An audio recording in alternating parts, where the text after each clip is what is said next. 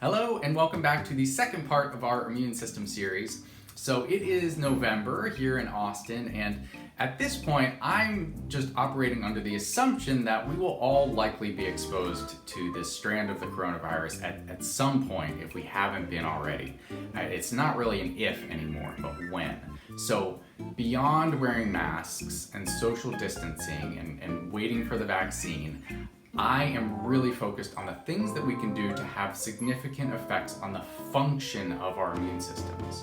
If we're all going to be exposed to this or similar viruses in the future, we need to take the steps now to prepare our immune systems for that exposure.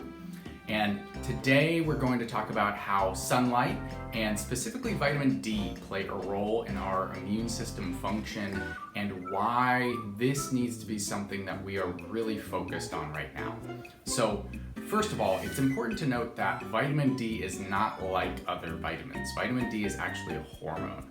And it is created by cholesterol in the body when our skin is exposed to sunlight. The problem is that on average, we are simply not getting enough sunlight in order to produce the amount of vitamin D that our bodies need.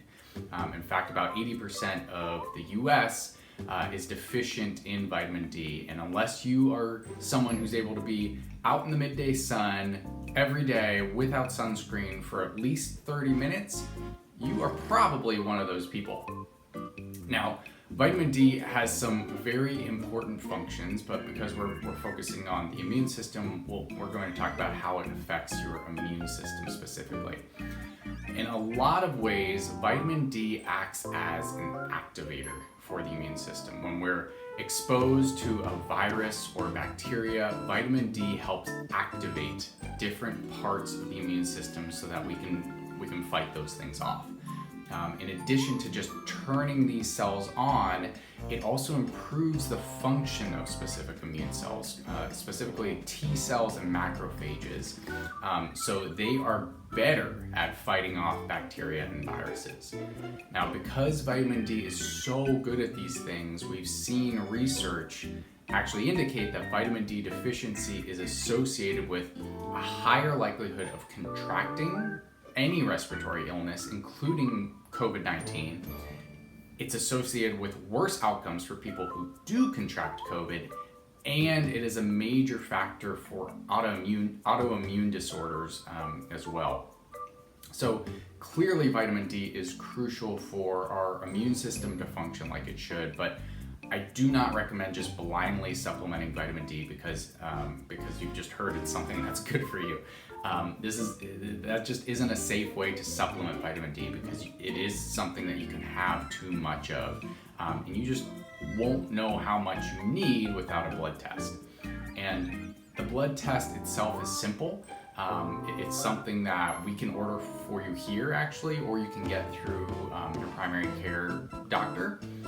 Once you have those numbers, you want to make sure your levels are between 50 and 80. Okay, don't follow the typical lab ranges. They'll usually say you can have as little as 20 or 30, but honestly, you are probably feeling pretty tired and your immune system is certainly not working like it should at that level. But depending on how far under you are will tell us how much you should be supplementing to safely get you back up to those optimal levels. So remember, now really is the time to be paying attention to your immune system and how it is working, and vitamin D specifically plays a really important role for it to work as well as it should. So let me know if you have any questions or if you'd like a review on what you're doing right now and what you're taking. We can do that over the phone or here in clinic. We're taking both kinds of appointments right now.